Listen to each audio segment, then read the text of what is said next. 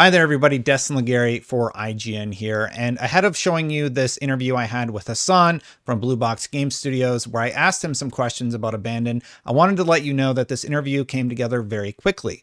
We began talking on Twitter Friday evening, and he basically said, "Let's talk." And while I was fixing my sink at my house, he said, let's talk first thing tomorrow morning. So first thing Saturday when I woke up, we were talking about Abandon and the history of the game. Didn't have time to set up my camera. It came together really, really quickly. So I put together an edit. All I've done is add a mortise and some B-roll, but the audio, the interview is in its entirety for your viewing pleasure to come to your own conclusions. I hope you enjoy. My camera's off at the beginning. I do turn it on later on and finally get things set up and rolling. Thank you to Hassan for taking some time to talk with me. And without further ado, here you go. Yeah, so this is sort of out of the blue. You kind of just messaged me and you saw my snarky tweet, I assume. As somebody who saw your initial post about Abandon, I was really excited about the game. Like, it seems like a really cool concept. And then as time has gone on, there's been all this controversy about it. And as a fan, I'm at the point where I'm just like, I'll believe this game when I see it. And that's where my tweet's coming from. And you were like, we should talk. So I guess I'll throw it to you. Like, what's going on? Yeah, no, first of all, I absolutely understand your current positions. A lot of fans are like that. And that's a really heartbreaking fact, right? Because, the game is exactly what it is on the PlayStation blog. It's a game that I personally believe in because let me put it this way. Indie games have this personal touch about them, right? And that personal thing of Abandoned is what I believe how a realistic game should look like and feel like, right? Like, how would a real life battle scenario look like in a video game? And that is what we're trying to do with Abandoned, and that's what we've talked about in the PlayStation blog, and that's a game we feel that we're able to do so because the gameplay what we have right now, I'm going to be very honest, it's not solid just yet, but it is but we are through time we are achieving what we wanted to do, and that's really exciting. And then having to see the audience have this mindset of, yeah, I'll see it, I believe it when I see it, that's heartbreaking because it's my own fault, right? I admit that it's my own fault, but that's simply because I don't have experience doing marketing. I don't have experience. This is the first time I'm actually dealing with a big audience. Mm-hmm. And for me, it's everything except something I enjoy. And the reason why is because I have created this situation where people are just frustrated and I should have been taking things differently, right? Doing things differently. Yeah. And yeah, so yeah, I get it. But it's definitely what I'm doing now, and that's the reason why I'm connected with you, is I want to be open right now. I want to be transparent to everyone, right? I want to make sure like what's going on. The reality is the reason why people haven't seen anything of the game yet, any development of the game yet, is because simply, and to describe it in one word, is that I'm scared. I'm not gonna lie. The reason why I'm scared is because it's a personal work. It's something personal. I'm not working for Ubisoft. No, I'm not working for a AAA publisher who tells me what to do. Who basically tells me, what game I should make. It's something personal, and the development progress. Not everyone might get it because gamers don't understand what like in development means. Gamers don't care about that. The gamers only care about what they're seeing at that moment, and I'm between these two choices where I either going to decide to actually show some development, like the progress, like to share with the world, like the development progress of Abandon, And and between the choice of whether should I wait just to to do a proper reveal, I'm still in between choices because if I do the first scenario, I'm afraid that people might be. It's just afraid. It's just scary. That's just basically what I'm trying to say. So I'm convinced if I am going to eventually show development footages of the game, that it's a matter of presentation of how you present it to the world, and that's where I'm looking at right now. If I'm able to present it in a good way, then I might put it up on Twitter. Yeah. Okay. Yeah, I mean, like, Yeah.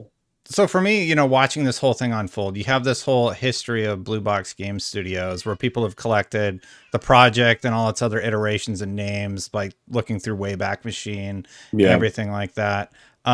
So how long has this idea been formulating? And do you think, like, can you confirm that this will actually come out someday?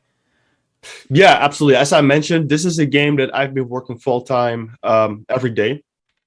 I've been working it with freelancers. I've been working with with team members, and some of my team members are also working on other projects. So basically, yeah, it's a game that's actively being worked on. And it's interesting that you brought up the timeline. The timeline is actually pretty. It's actually less interesting than what it is. It's actually quite boring.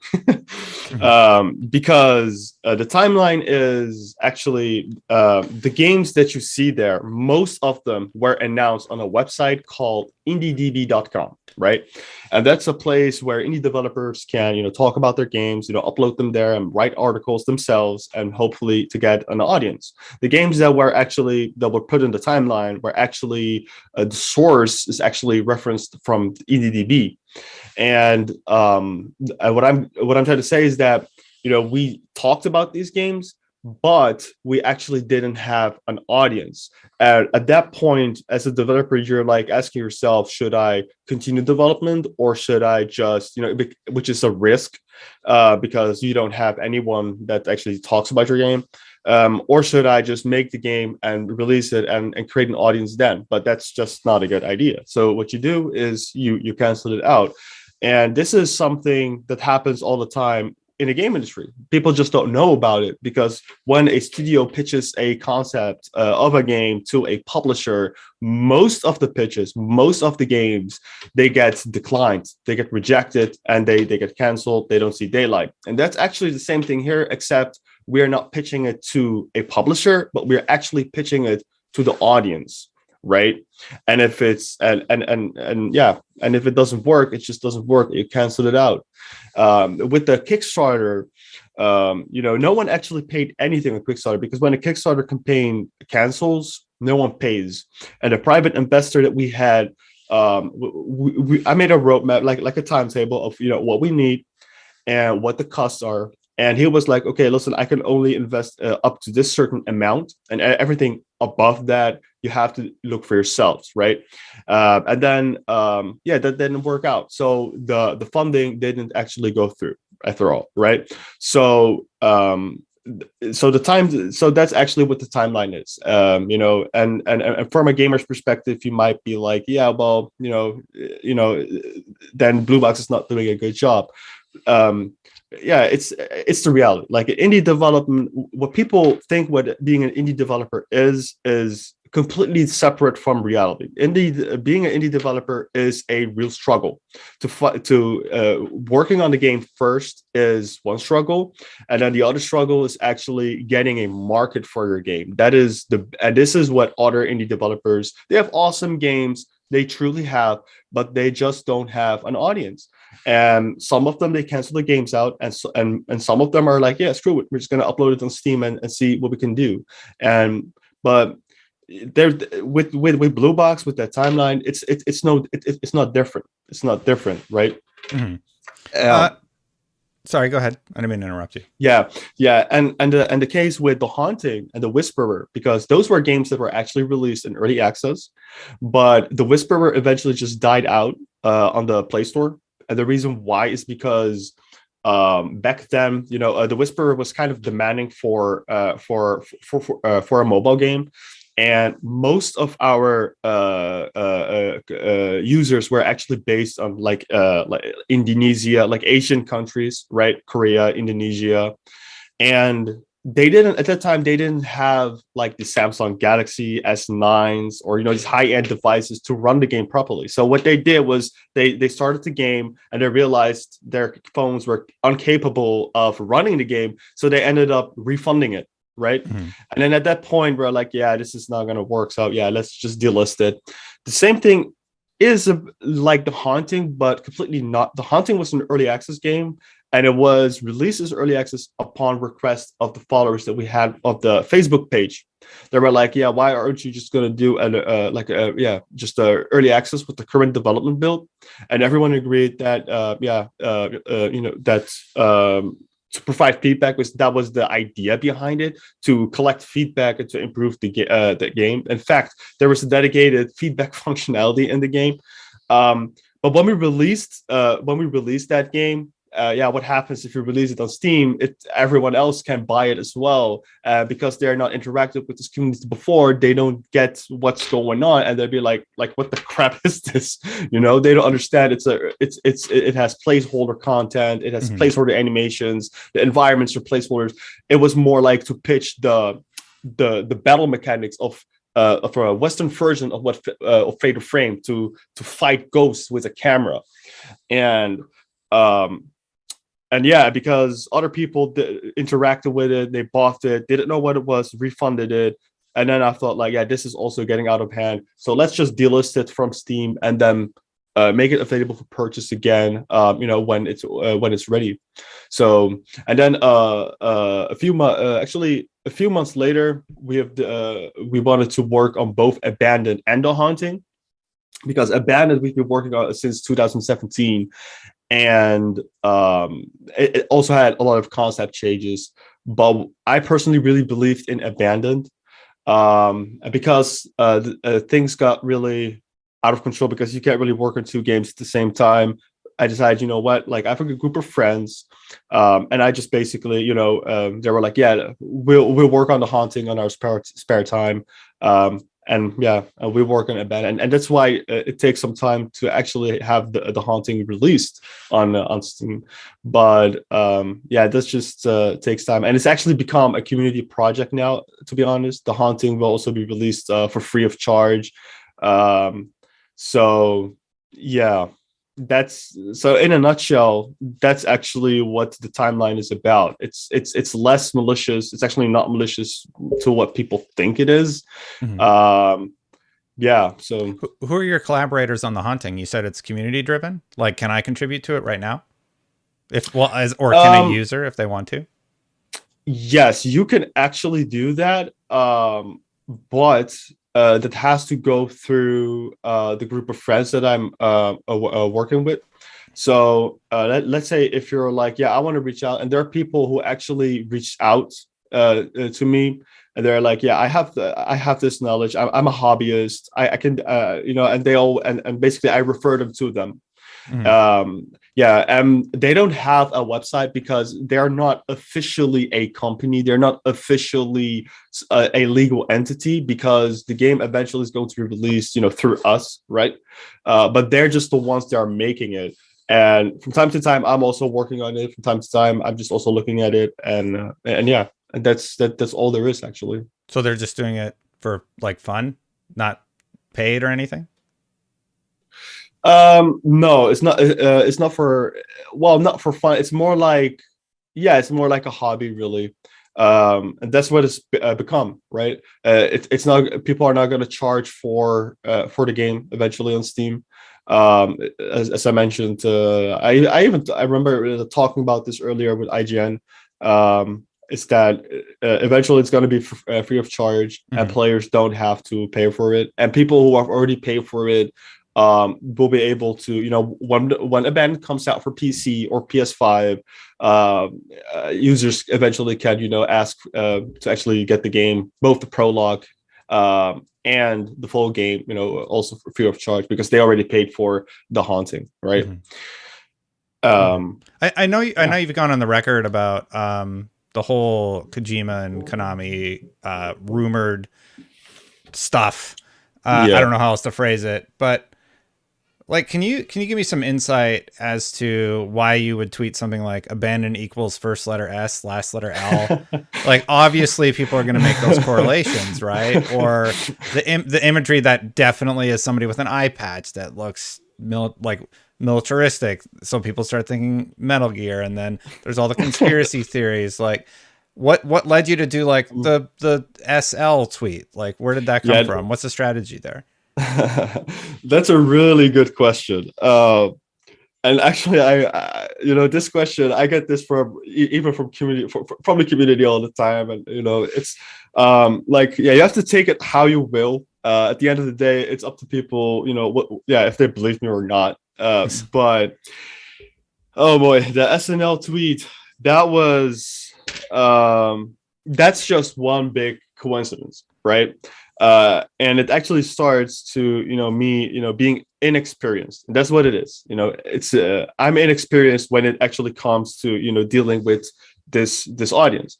And but the reason why the SNL tweet was there in a nutshell was the followers that we have on Twitter.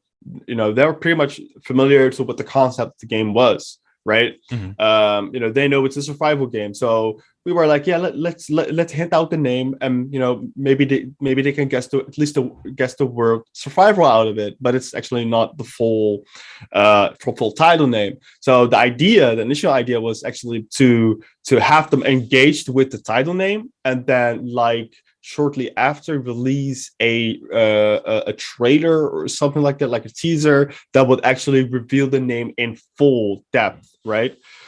That was the initial idea, because, and again, so you might be asking yourself, but didn't you know about the Hideo Kojima rumors? Yes, because those rumors were actually refuted immediately through our website, and it was covered everywhere. Everyone was talking about it, and it was pretty quiet for about like a month and a half. So I figured, yeah, everyone is actually, it's actually over it, like. And this is actually just like a normal thought to me. Like it isn't something like when I tweet SNL that I'm like, yeah, they're over the Kojima stuff. No, it's just I'm aware of it. I'm Mm-hmm. aware that people aren't talking about it anymore. So at that point, I just left. I just left it. And to be honest, I never actually thought that after the statement on the website, I actually never thought that people would actually be actually committed to the Hideo Kojima conspiracy or stuff like that. Mm-hmm.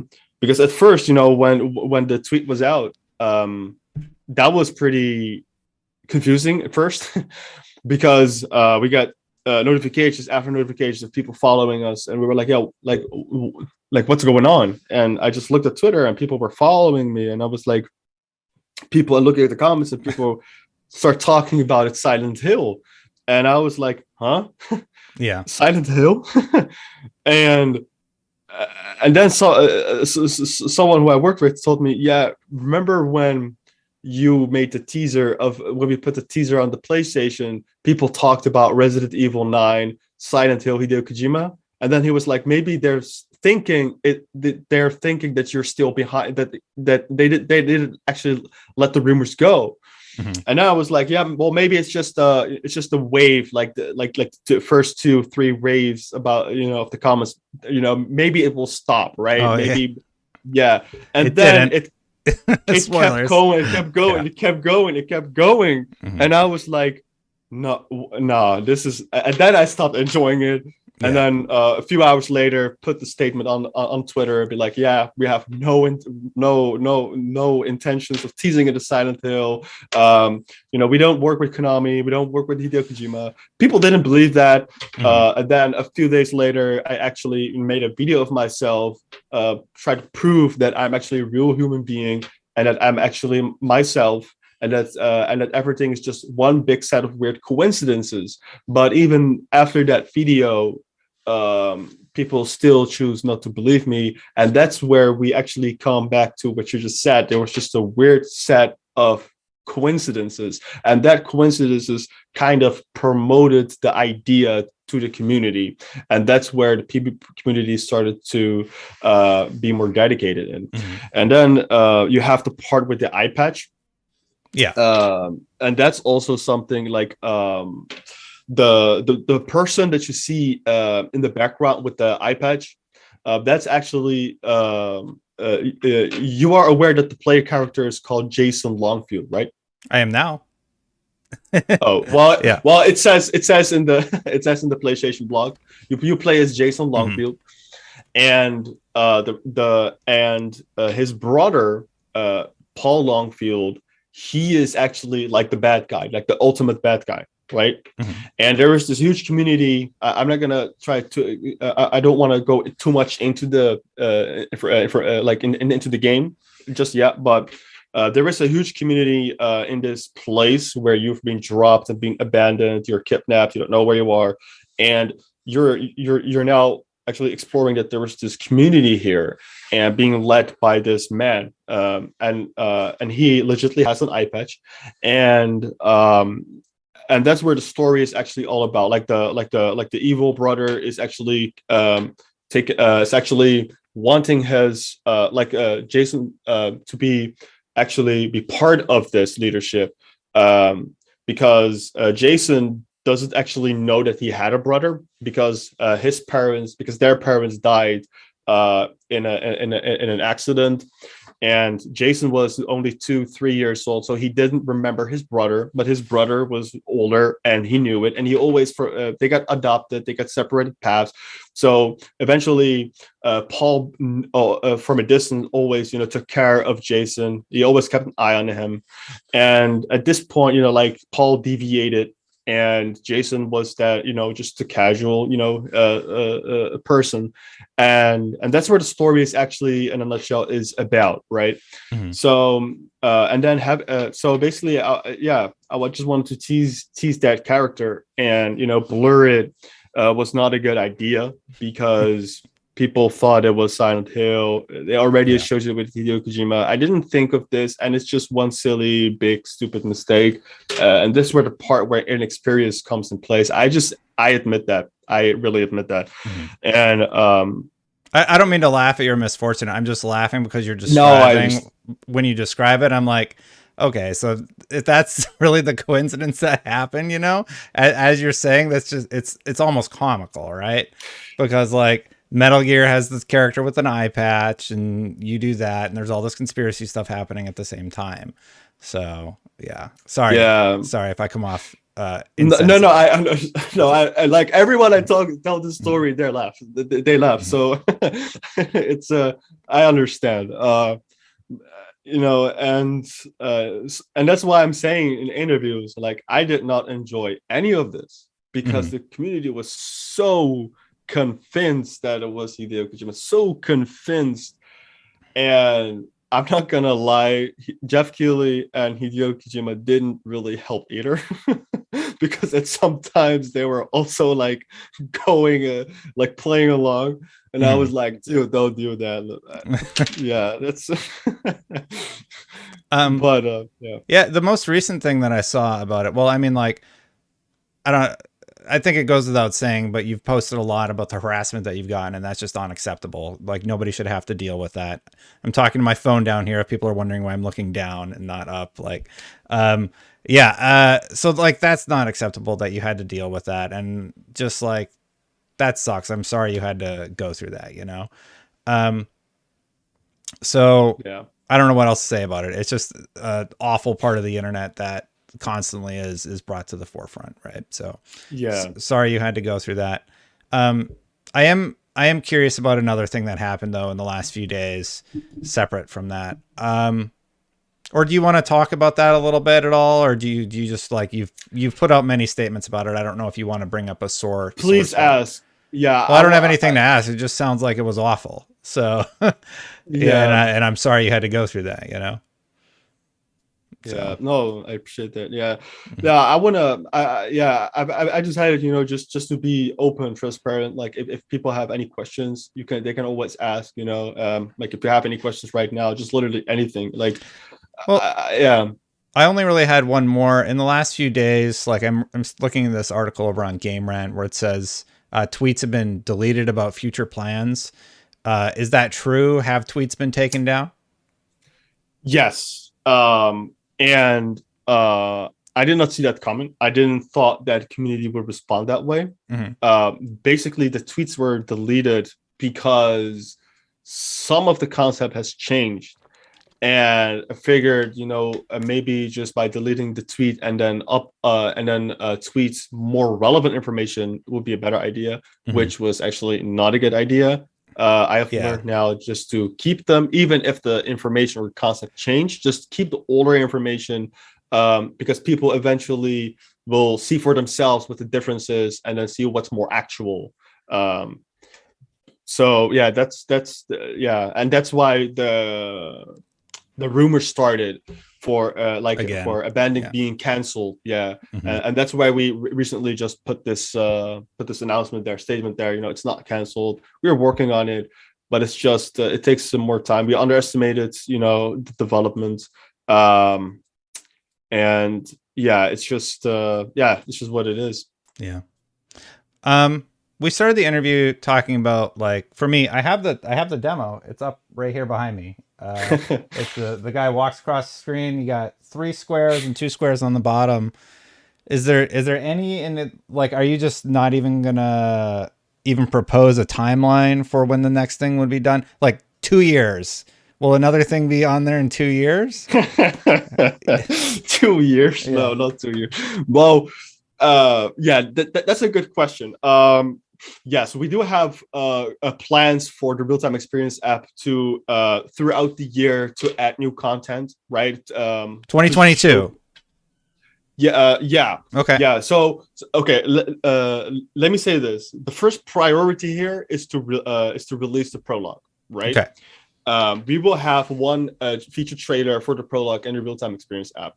Once the prologue is, oh, by the way, that's a good one. The prologue is not a demo. People keep saying it's a demo. It's not a demo. It's actually a standalone game, right? Interesting.